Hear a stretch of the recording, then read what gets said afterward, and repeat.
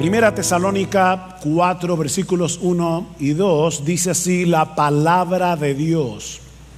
Por lo demás, hermanos, os rogamos pues y os exhortamos en el Señor Jesús, que como habéis recibido de nosotros instrucciones acerca de la manera en que debéis andar y agradar a Dios, como de hecho ya andáis, así abundéis en ello más y más.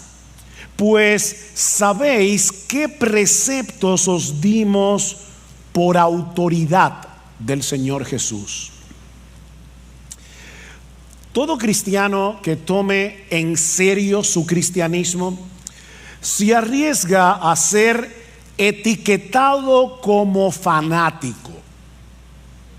No voy a preguntar a cuántos de ustedes aquí alguna vez en su vida cristiana le han llamado fanático, pero estoy seguro que probablemente muchos de ustedes levantarán la mano. Ahora, ¿saben lo triste de esto, mis hermanos? Que no solo el mundo incrédulo suele etiquetar a cristianos que toman en serio su vida cristiana como fanáticos, sino que a veces eso ocurre dentro de la iglesia. Dentro de aquellos que profesan ser creyentes. Sin embargo, existe una enorme diferencia entre un cristiano piadoso, entre un cristiano maduro y un fanático. Se trata de dos categorías tan distintas entre sí que yo me atrevo a afirmar sin lugar a dudas que es imposible que un fanático llegue a madurar espiritualmente a menos que abandone su fanatismo. Déjenme repetirles eso otra vez. Son dos categorías tan distintas que es imposible que un creyente pueda seguir creciendo, pueda seguir madurando espiritualmente a menos que abandone su fanatismo. El problema, mis hermanos, es que si no sabemos distinguir unos de otros, podemos etiquetar de fanático a un creyente al que deberíamos estar imitando. Yo me pregunto, ¿en cuántas de nuestras iglesias Pablo habría sido considerado un fanático? ¿O María de Betania? ¿O el mismo Señor Jesús? El diccionario de la Real Academia define el término fanático como alguien que defiende con tenacidad desmedida y apasionamiento creencias u opiniones religiosas, o alguien que está preocupado o ciegamente entusiasmado por una cosa. La palabra ciegamente es importante aquí. Si juntamos todo esto, el fanático es un individuo que posee un entusiasmo ciego, es decir, sin ninguna base racional por creencias u opiniones religiosas que él defiende con una tenacidad desmedida. R.C. Sproul lo define, esta me encanta, como una persona que habiendo perdido de vista su meta, redobla sus esfuerzos por alcanzarla. Una persona que habiendo perdido de vista su meta, redobla sus esfuerzos por alcanzarlas. En otras palabras, él va corriendo hacia ningún sitio y al del que se le mete en el medio. Eso es un fanático. Hermanos, la verdadera piedad también es apasionada. La verdadera piedad es fervorosa, pero a diferencia del fanatismo se trata de una pasión y de un fervor bien informado, bien dirigidos. Usando como referencia la definición de Sproul, el creyente piadoso también se esfuerza para alcanzar una meta, pero no es un entusiasmo ciego, sino que surge de una fe que descansa en lo que Dios ha revelado de sí mismo y de nosotros como cristianos en su palabra. Este creyente, y yo espero poder estar hablando de ti esta mañana. Este creyente quiere vivir su vida de tal manera que esa meta trazada por Dios mismo, esa meta suprema, gobierne todo lo que hace, cada decisión que toma, la forma como se relaciona con los demás, absolutamente todo. Ahora, ¿cuál es esa meta? Trazada por Dios. O déjame ponértelo de otra manera. Si tú eres cristiano, si tú profesas ser cristiano, ¿qué es lo que Dios quiere de ti? Bueno, lee otra vez conmigo el versículo 1. Por lo demás, hermanos, os rogamos pues y os exhortamos en el Señor Jesús, que como habéis recibido de nosotros instrucciones acerca de la manera en que debéis, no es una opción, no es una sugerencia, en que debéis andar y agradar a Dios, como de hecho ya andáis, así abundéis en ello más y más. La meta suprema del creyente, es decir, la tuya, si tú eres cristiano, es vivir para agradar a Dios. La meta suprema del cristiano es vivir para agradar a Dios. Eso era lo que Pablo les había enseñado a estos nuevos creyentes en Tesalónica. Vieron en el versículo 1, como dicen en la mitad, que como habéis recibido de nosotros instrucciones, o sea, ya ellos habían sido instruidos cuando Pablo, Silas y Timoteo visitaron la ciudad de Tesalónica por primera vez. Ahora, recuerden, hermanos, que Pablo y su equipo misionero solo estuvieron unas pocas semanas en Tesalónica antes de tener que salir de la ciudad por la persecución que se desató contra ellos. Y en ese breve tiempo, una de las cosas que ellos enseñaron a estos recién convertidos es que ellos debían vivir para agradar a Dios. De hecho, Pablo les recuerda en el capítulo 2, si van conmigo por favor al capítulo 2, en el versículo 10, Pablo dice: vosotros sois testigos y también Dios de cuán santa, justa e irreprensiblemente nos comportamos con vosotros los creyentes, así como sabéis de qué manera os exhortábamos, alentábamos e implorábamos a cada uno de vosotros como un padre lo haría con sus propios hijos, para que anduvierais como es digno del Dios que os ha llamado a su reino y a su gloria. Eso fue lo que Pablo, Silas y Timoteo le enseñaron a estos tesalonicenses recién convertidos en las pocas semanas que tuvieron allí. Compórtense como es digno del Dios que os llamó a su reino y a su gloria. Así que mi hermano, mi hermana, no importa si tú te convertiste hace 30 años, no importa si tú te convertiste hace 2 semanas, la meta suprema de tu vida debe ser agradar a Dios en todo lo que haces. La meta de tu vida es vivir como es digno de ese Dios que en una manera eficaz te llamó personalmente con nombre y apellido para que tú compartas su reino y su gloria.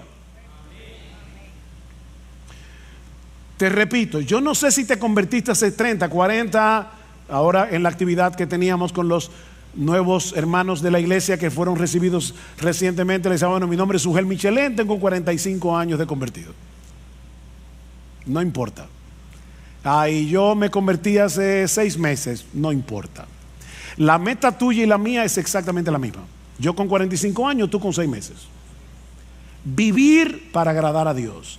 Vivir como es digno de ese Dios que nos llamó a ser parte de su reino y de su gloria.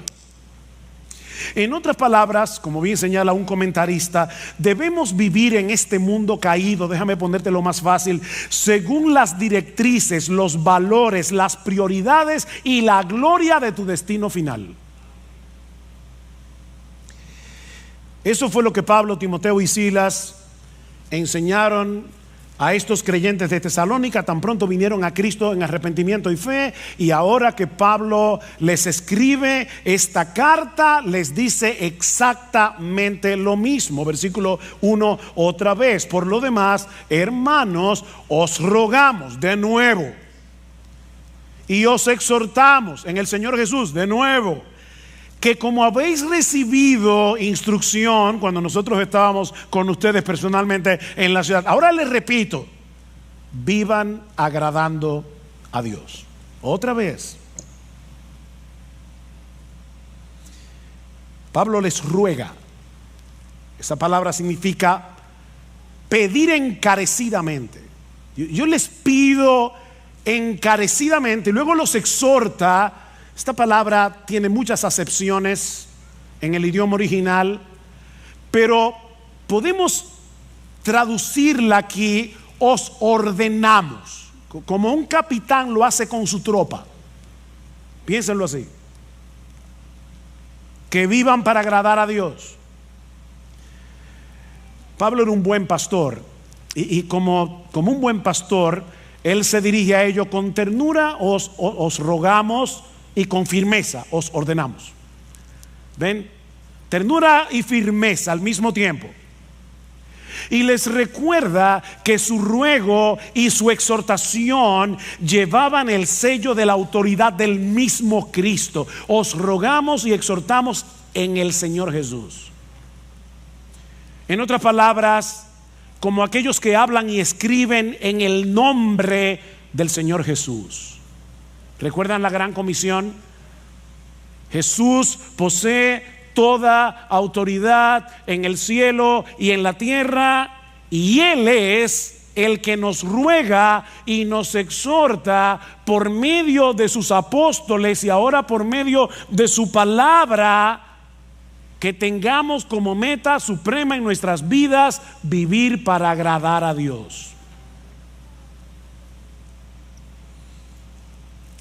Cuando queremos agradar a una persona, procuramos causarle satisfacción, complacerla, satisfacer sus expectativas, ¿no es así? Bueno, mis hermanos, nuestra meta en la vida, miren qué simple, es causarle satisfacción, es complacer, es satisfacer las expectativas de Dios. Esa es nuestra meta, según lo que Él nos ha revelado en su palabra, no según lo que a mí me parece. Nuestra meta, mis hermanos, no es agradarnos a nosotros mismos.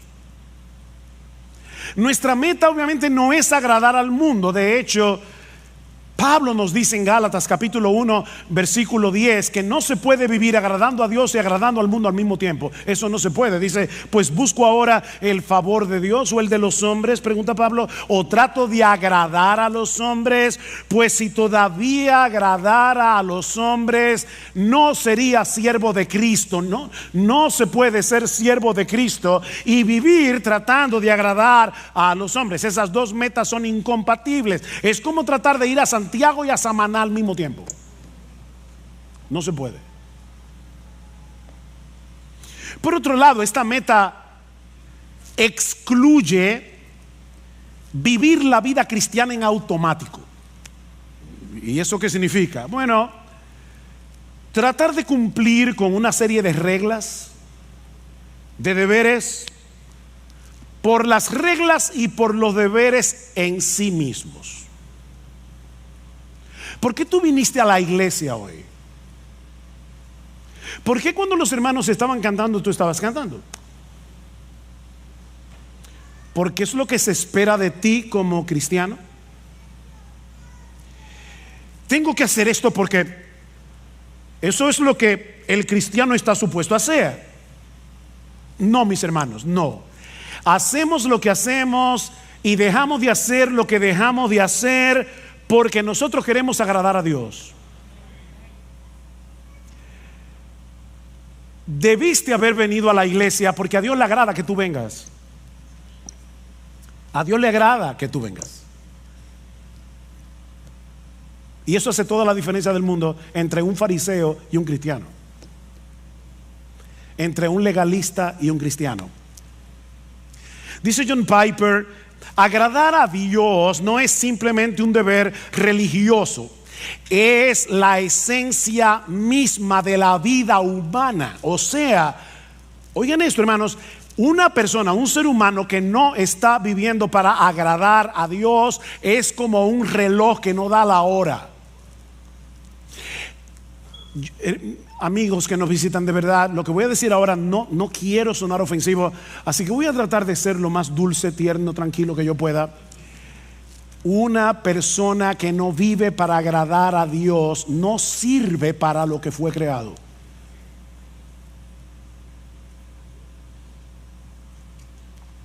Porque agradar a Dios es la esencia de la vida humana. Y el ejemplo más evidente de esa realidad, obviamente, el modelo por excelencia es Jesús. Él es el modelo por excelencia de lo que significa ser humano. No olviden que sí, Jesús era verdadero Dios, pero cuando se encarnó era verdadero hombre. Verdadero Dios, verdadero hombre.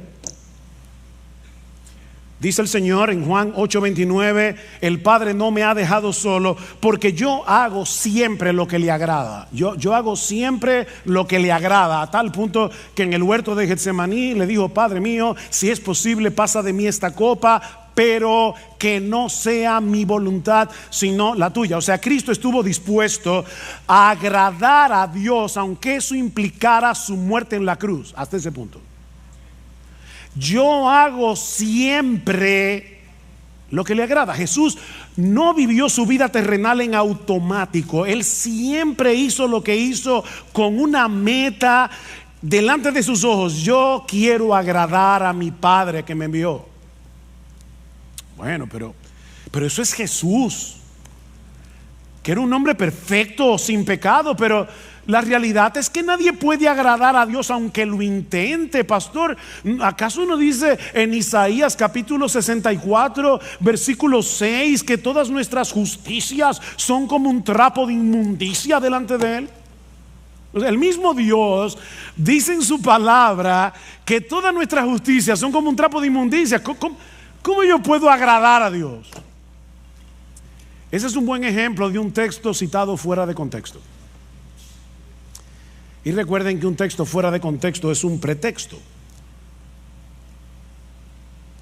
Si tú lees con cuidado los capítulos que rodean Isaías 64:6, te vas a dar cuenta que Dios está hablando aquí de aquellos que presentaban sus sacrificios sin estar acompañados de una fe sincera y sin tomar en cuenta lo que Dios había prescrito en su palabra acerca de estos sacrificios. En otras palabras, estos israelitas pensaban que el mero hecho de practicar un ritual, el mero hecho de presentar un sacrificio y presentarlo como les diera la gana, eso era suficiente. Pero ese texto no está diciendo que ningún creyente del Antiguo Testamento no podía agradar a Dios. En ese mismo pasaje, y ahí es que uno ve cómo el leer un texto fuera de contexto se convierte en un problema, porque si tú lees, ¿verdad? Déjenme decirles algo que yo espero que ustedes estén bien despiertos, pero Isaías 64:6 está después de Isaías 64:5. ¿Lo captaron? Ok. Déjame decirte lo que dice el texto anterior, Isaías 64:5. Saliste al encuentro del que con alegría hacía justicia, de los que se acordaban de ti en tus caminos.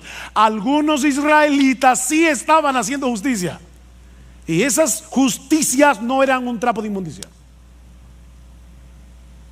¿Y quiénes eran esos israelitas cuyas obras no eran trapo de inmundicia? Bueno, déjame darte ahora algo más profundo. Isaías 64:6 está después de Isaías 64:5, e Isaías 64:5 está después de Isaías 64:4. Hoy estoy profundo. Y en Isaías 64:4 dice que los que agradan a Dios son aquellos que esperan en Él. Son aquellos que no están tratando de ganarse el favor de Dios a través de sus sacrificios. Son hombres y mujeres que esperan en Dios. De manera, mis hermanos, que si tú le estás predicando el evangelio a una persona que está tratando de ganarse la salvación, que está tratando de ganarse el cielo, está tratando de ganarse el favor de Dios a través de sus obras y no por medio de la fe, tú puedes citarle sin problemas Isaías 64:6 y decirle: ay, lamento decirte que todas tus obras de justicia son como un trapo de inmundicia delante de Dios, no te sirven para nada.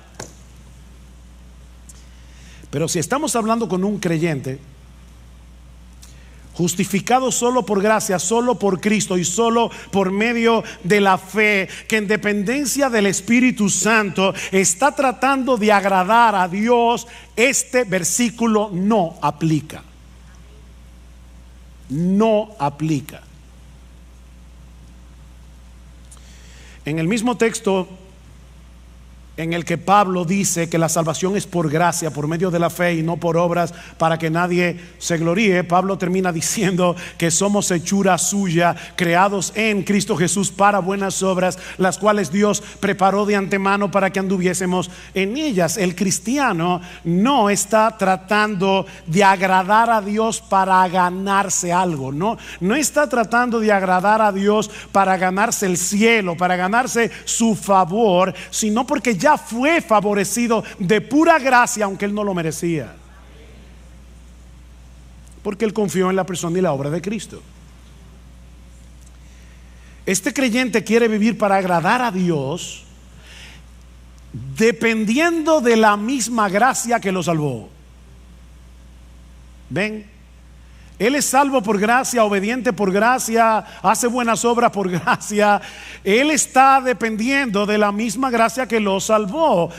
1 Corintios 15:10, Pablo dice: por la gracia de Dios yo soy lo que soy. Su gracia no ha sido en vano para conmigo. O sea, su gracia ha estado operando en mí para que yo haga todo lo que hago. Es su gracia. En otras palabras, yo quiero convencerte en esta mañana de que tú puedes agradar a Dios. Podemos agradar a Dios porque ya Dios nos capacitó para agradarlo y puso en nosotros por su Espíritu el deseo de hacerlo. Nos capacitó y nos motiva. Uno de los pasajes del Nuevo Testamento que mejor expresa esa misteriosa interacción entre el obrar de Dios y nuestro obrar, y de paso es uno de mis textos favoritos del Nuevo Testamento, es Hebreos capítulo 13 versículo 20 y 21, en una doxología donde Pablo expresa lo siguiente: y el Dios de paz, que resucitó de los muertos a nuestro Señor Jesucristo, el gran pastor de las ovejas, por la sangre del pacto eterno, os haga, ese buen pastor, os haga aptos en toda buena obra, para que hagáis su voluntad. Ahora el misterio: haciendo Él en vosotros lo que es agradable delante de Él por Jesucristo. Haciendo Él en vosotros lo que es agradable delante de Él por Jesucristo, al cual sea la gloria por los siglos de los siglos. Amén.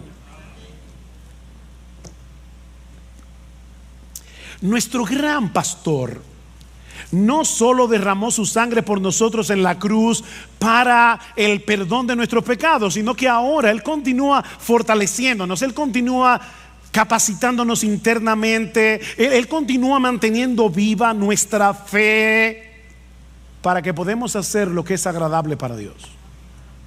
Insisto en lo de la fe porque la Biblia dice en Hebreos capítulo 11 versículo 6 que sin fe es imposible agradar a Dios. Él está obrando en nuestro obrar y a Dios le agrada ver la obra de su Hijo en nuestro obrar. O como dice Pablo en Filipenses 2:13, Él es el que está produciendo en nosotros el querer como el hacer por su buena voluntad.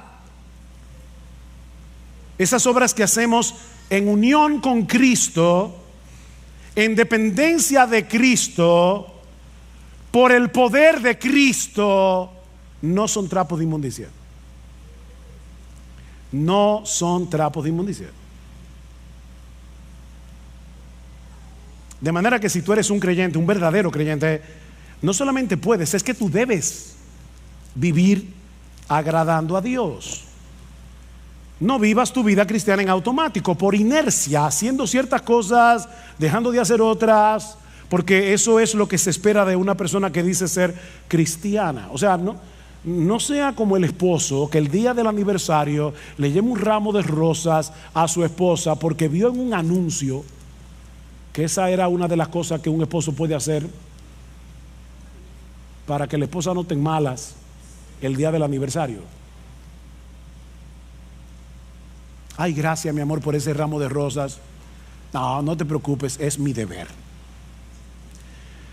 Mira, créeme, a tu esposa no le va a hacer ninguna gracia. Porque lo que hace feliz a tu esposa no es el ramo de rosas, es tu deseo de agradarla. Como ella entiende, ¿verdad? El agrado.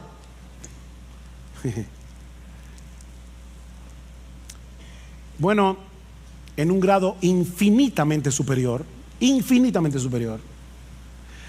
todo aquel que sabe que fue elegido por Dios el Padre para salvación desde antes de la fundación del mundo, todo aquel que sabe que Dios el Hijo derramó su sangre en una cruz para el perdón de nuestros pecados, todo aquel que sabe que Dios el Espíritu Santo le cambió su corazón, le dio nueva vida para que pudiera arrepentirse y creer en Cristo, debe anhelar de todo corazón vivir para agradar a aquel que lo amó de ese modo.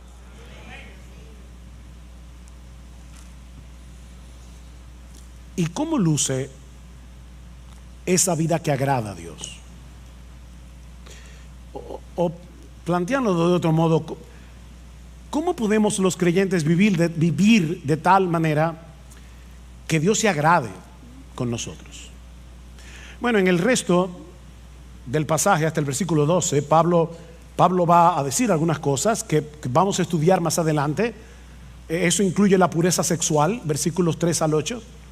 Una de las cosas que vamos a ver allí es cómo nosotros podemos vencer la impureza sexual, la inmoralidad sexual. Pablo habla de eso en ese texto.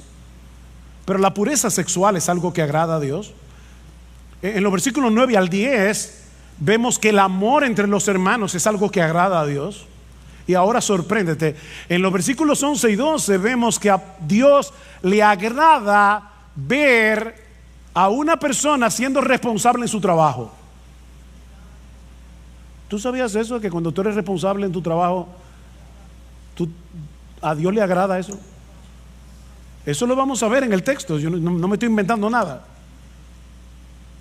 Así que en este pasaje vemos que la pureza sexual, el amor entre los hermanos, el amor creciente entre los hermanos y la responsabilidad laboral son cosas que agradan a Dios.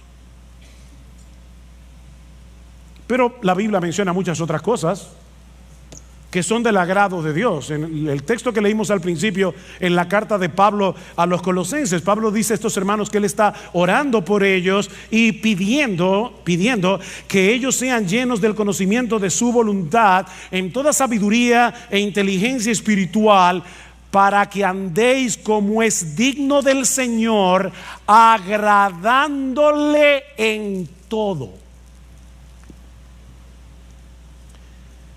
Pastor, en el texto griego, ¿qué significa la palabra todo? Eso mismo. Todo.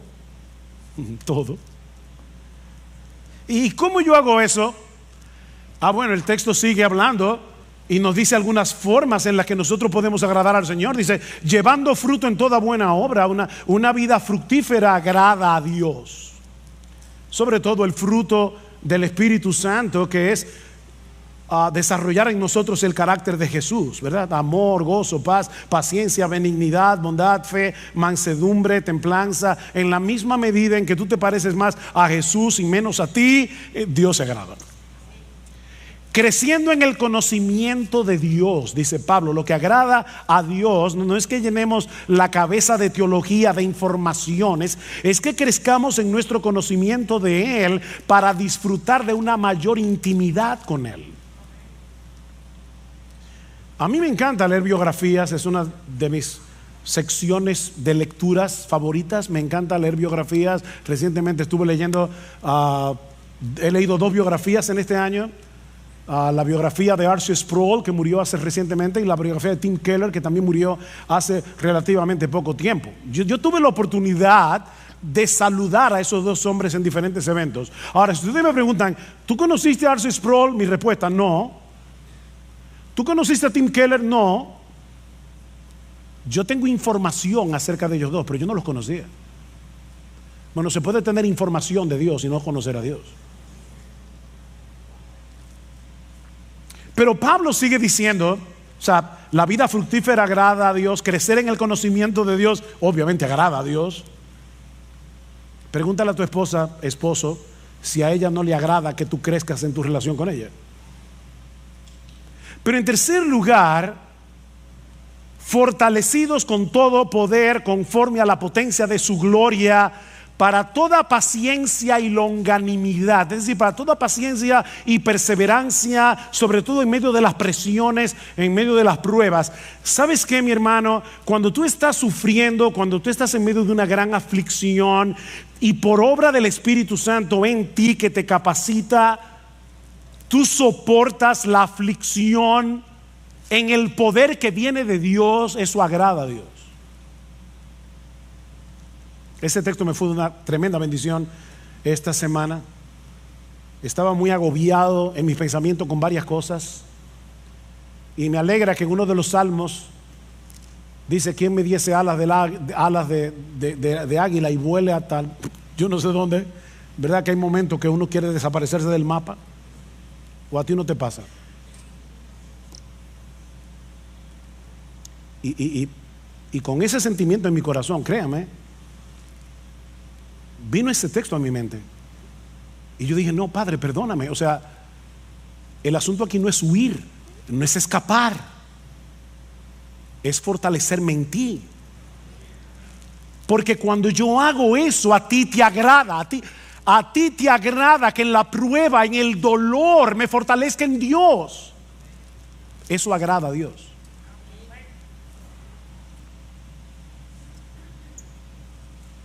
Y sigue diciendo: con gozo, dando gracias al Padre que nos hizo aptos para participar de la herencia de los santos en luz. En otras palabras, una vida gozosa y agradecida agrada a Dios. Una vida con gozo y con gratitud agrada a Dios. Y créanme, hermanos, yo podría seguir citando texto tras textos. Pablo dice en Romanos capítulo 12 versículo 1 que presentar nuestros cuerpos en sacrificio vivo sobre la base de lo que Cristo hizo por nosotros en el Evangelio. Os rogamos por las misericordias de Dios. Cuando presentamos nuestro sacrificio, nuestro cuerpo en sacrificio vivo, eso agrada a Dios.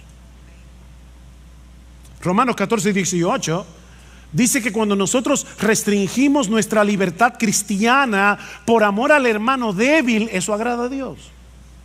Dicen Romanos 14, 18, dice, porque el que en esto sirve a Cristo, o sea, en restringir tu libertad, yo sé que yo puedo hacer esto, pero aquí está mi hermano débil, puedo llevarlo a él a pecar, me voy a restringir de mi libertad. Dice Pablo, el que en esto sirve a Cristo agrada a Dios. Y más adelante en Romanos 15 dice: cada uno de nosotros agrade a su prójimo en lo que es bueno para edificación, porque ni aun Cristo se agradó a sí mismo. El Hijo de Dios, el que sí podía vivir para agradarse a sí mismo porque es Dios, decidió no agradarse a sí mismo. Y porque Cristo decidió no agradarse a sí mismo, es porque tú eres salvo. Porque si hubiese querido agradarse a sí mismo, no habría ido a la cruz. Y ahora Pablo está diciendo: mira a Cristo y vive así. Hijos, niños y jóvenes, obedecer a vuestros padres agrada a Dios.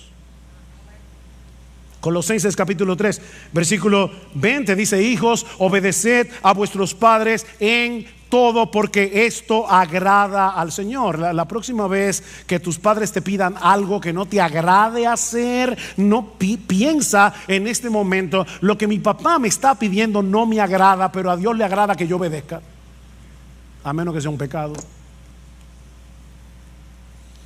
A Dios le agrada que andemos en comunión con Él. Es interesante que en Génesis capítulo 5 versículo 22 dice que Enoc anduvo con Dios. Ustedes conocen ese texto. Pero en la versión griega del Antiguo Testamento, conocido como la Septuaginta, dice que Enoc agradó a Dios. O sea, donde dice que Enoc anduvo con Dios, la Septuaginta dice agradó a Dios. Y luego el autor de la carta a los Hebreos, basándose en este texto, dice: por la fe Enoc fue traspuesto para no ver muerte, y no fue hallado porque lo traspuso Dios, y antes que fuese traspuesto tuvo testimonio de haber agradado a Dios. ¿Ven que se puede agradar a Dios? Dios no le dijo a Enoc: eso es trapo de inmundicia. No.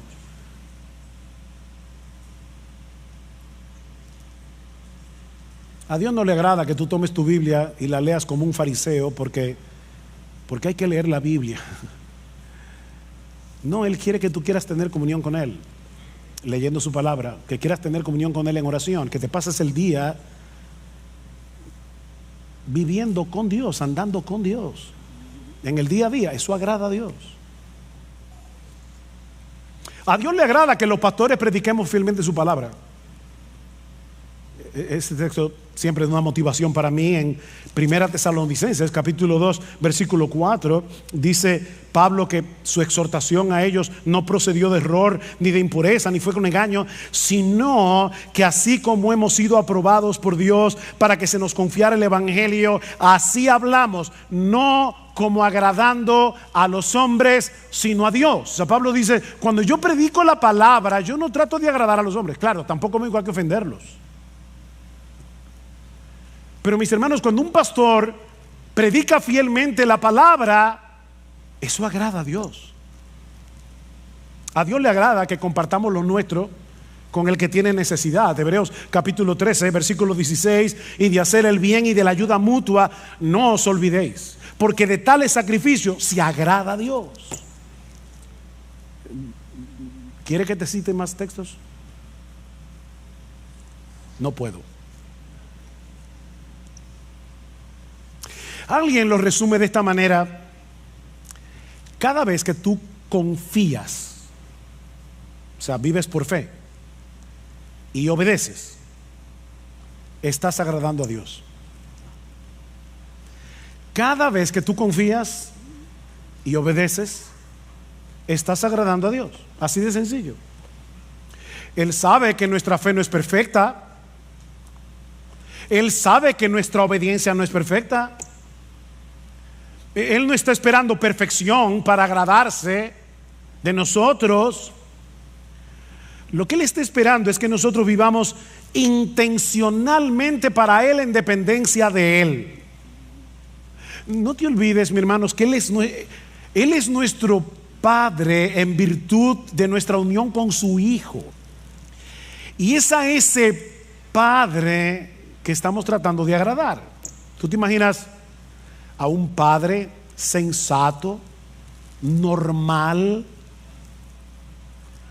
con buen juicio, mirando con desagrado la tarjeta de cumpleaños que le hizo su niña de 5 años porque no le gustó el color de la cartulina o porque tuvo una falta de ortografía. Es absurdo, ¿verdad? Bueno, parece que algunos cristianos se imaginan a Dios mirándonos de esa manera. No me gustó el color de la tarjeta. Trapo de inmundicia. A.W. Tozer dice: de la falta de comprensión adecuada de Dios surge un mundo de infelicidad entre los buenos cristianos de hoy, un mundo de infelicidad. Y luego añade: se piensa que la vida cristiana consiste en llevar una cruz sombría y sin alivio bajo la mirada de un padre severo que espera mucho y no excusa nada. Un padre austero, malhumorado, muy temperamental y extremadamente difícil de complacer. ¿Te ha pasado eso por la cabeza? ¿Has visto alguna vez a Dios así?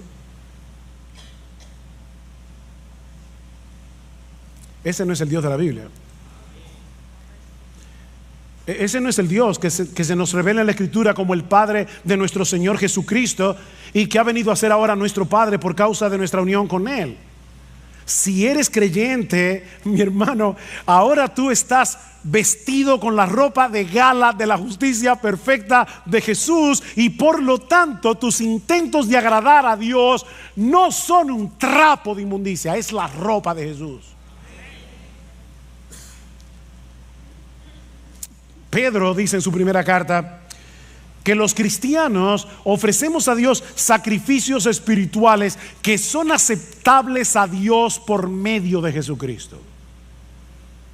Yo he oído hermanos que le da vergüenza cantar en voz alta porque no cantan bien, o ellos creen que no lo voy a juzgar ahora, ¿verdad?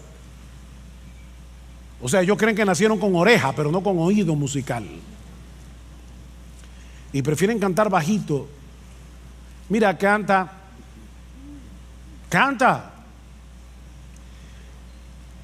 Que tus gallos y tus desafines son lavados por la sangre de Jesús antes de que lleguen al oído del Padre.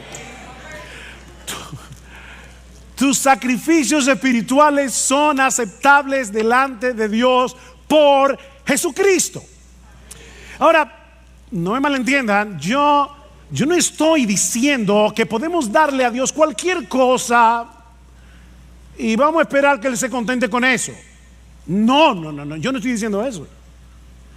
Lo que estoy diciendo, mis hermanos, es que tú y yo, si somos cristianos, debemos entregarle toda nuestra vida viviendo intencionalmente para agradarle a Él, pero sabiendo de antemano que la perfección de Jesús cubrirá todas nuestras imperfecciones. Eso es lo que estamos diciendo.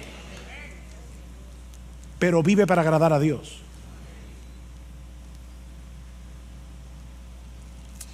Pero el texto no termina ahí.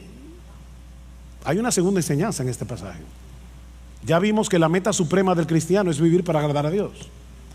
Pero mucho más brevemente, no os preocupéis, mucho más brevemente,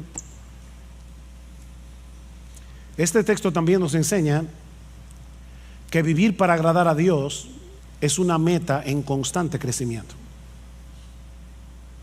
¿Qué dice el texto?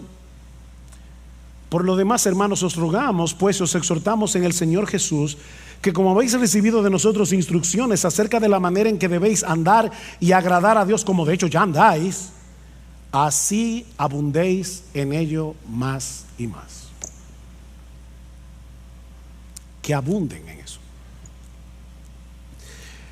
La iglesia en Tesalónica era inusual en muchos sentidos. Estos creyentes estaban en un medio sumamente hostil para el cristianismo, rodeados de paganismo y de inmoralidad. Imagínense un grupo de nuevos creyentes en Nueva York, en el Bronx, pleno Manhattan, o en la ciudad de Londres, o cualquiera de esas ciudades súper secularizadas del día de hoy.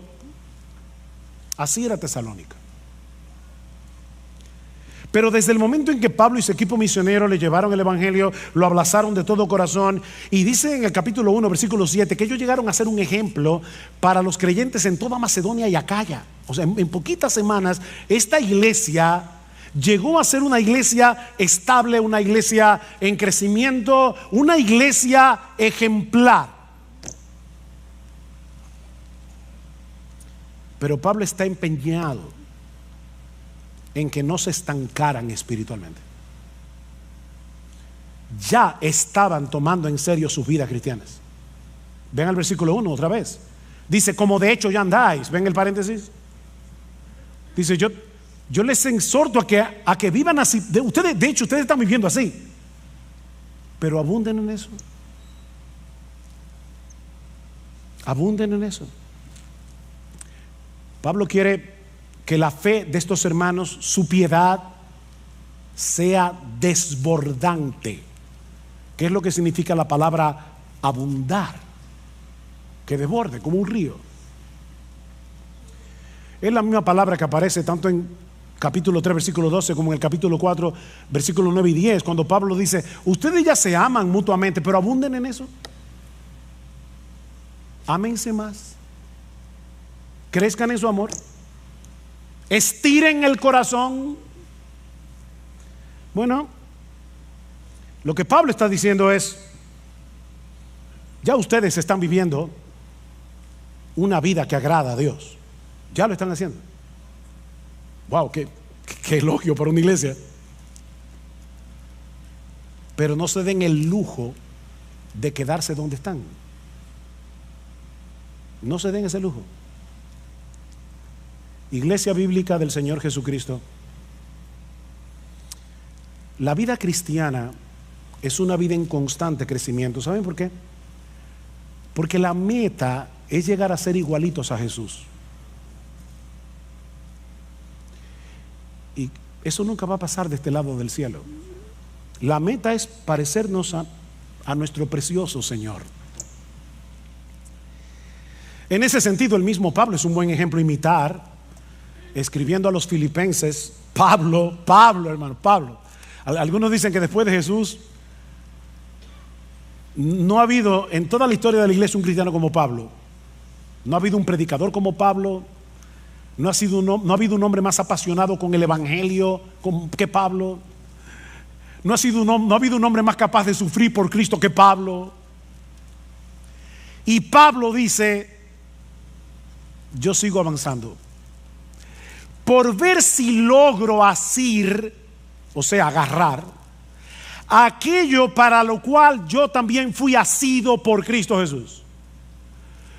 Cristo me agarró para algo y mi meta es cumplir eso para lo que Cristo me agarró.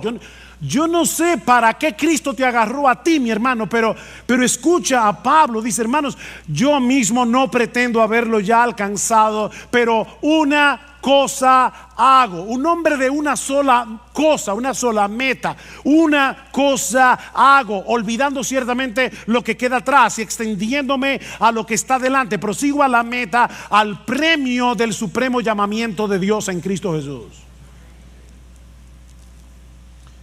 ¿Han visto esos corredores cuando están llegando a la meta, sacan el pecho para ser los primeros que rompan la cosa esa, no sé cómo se llama, la cinta? Bueno, eso es lo que Pablo está diciendo. Yo estoy corriendo, pero es con el pecho afuera. Yo quiero romper esa cinta. Bueno, si Pablo no pretendía haberlo alcanzado, saca tu conclusión. Mis hermanos, eso no es fanatismo. Eso no es fanatismo. Yo le dije al principio, me pregunto si Pablo hubiera sido considerado como un fanático por cristianos de una iglesia. Es que tú sabes que Pablo es como que, yo no sé, como que se coge la cosa muy en serio. De verdad, yo creo que Pablo hubiera sido considerado como fanático en nuestras iglesias. Pero mis hermanos, eso no es fanatismo, eso es cristianismo puro y simple. Ni siquiera quiero que piensen en cristianismo radical. No, quítenle lo radical. Eso es cristianismo sin apellido. Eso es ser cristiano. Vivir para agradar a Dios. Eso es ser cristiano. Ese no es el privilegio de unos cuantos cristianos super espirituales, una casta que hay en la iglesia. Me llama la atención que escribiéndole a los corintios, nada más y menos que a los corintios, era una iglesia tan madura, una iglesia llena de problemas. Y en esa carta Pablo compara la vida cristiana práctica con una carrera. ¿Y saben lo que Pablo le dice a esos cristianos de Corinto, de una iglesia tan mala? Corran esta carrera de tal manera que si uno solo va a ser el que se lleve el premio, que seas tú. Vive así. Estamos aquí todos juntos en esta carrera. IBCJ, miembros de IBCJ, todos estamos aquí corriendo. Y ya nos anunciaron que uno solo se va a llevar el premio. Uno solo. Mira, corre. No. Yo sé que va a ser, seguro que va a ser uno de los pastores. No.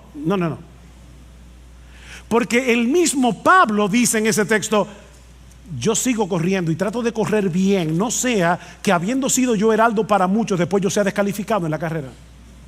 Cualquiera de nosotros puede ser descalificado aquí. Corre tú, mi hermano, mi hermana, corre tú, como si fueras el único que fuera a llevarte el premio.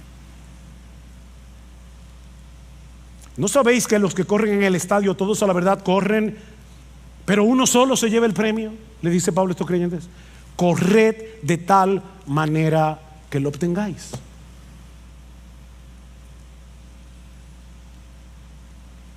De nuevo, mi hermano, mi hermana, yo no sé cuántos años tienes que te convertiste al Señor. ¿10 años? ¿30 años? ¿45 años? ¿15 días? ¿Fue ayer? La meta suprema de tu vida no puede ser otra que procurar intencionalmente agradar a Dios en todo lo que haces. No para ganarte nada de Dios, no para ganarte su favor, no, sino porque ya fuiste favorecido gratis por causa de Jesús.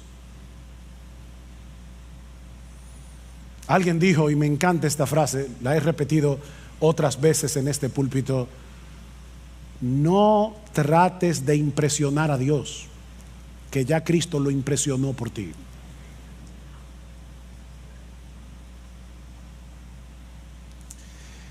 Para ponerlo de una manera que los niños que están aquí puedan entenderlo: niños, cuando nos convertimos a Cristo, Dios nos puso a nosotros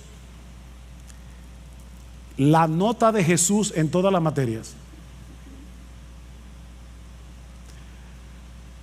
Ya yo sé de antemano, cuando yo llegue al cielo y abran mi récord, yo tengo A más en todas las materias. Porque lo que hizo Dios es que me puso a mí la nota de Jesús, y a Jesús le puso la mía. Y por eso murió en la cruz. Y es descansando en esa justicia perfecta que ya tenemos en Él, es descansando en esa obra del Espíritu en nosotros, que ahora podemos seguir creciendo en nuestra relación con el Señor. Ahora podemos seguir creciendo en nuestra capacidad de amar a otros. Ahora podemos seguir creciendo en nuestra vida de santidad, en nuestro testimonio ante el mundo incrédulo. Y sobre todas las cosas, ahora podemos parecernos cada vez más a nuestro precioso Señor Jesucristo. Y eso es lo que más agrada a Dios: ver a su Hijo en nosotros. Así que, hermano, para concluir, olvídate todo lo que ha quedado atrás en tu vida cristiana, todo, olvídate de eso. Y continúa extendiéndote hacia lo que tienes por delante, porque no existe, óyeme bien, no existe una vida más plena, más bienaventurada, más dichosa, más satisfactoria, y no sé ya cuántos otros adjetivos usar,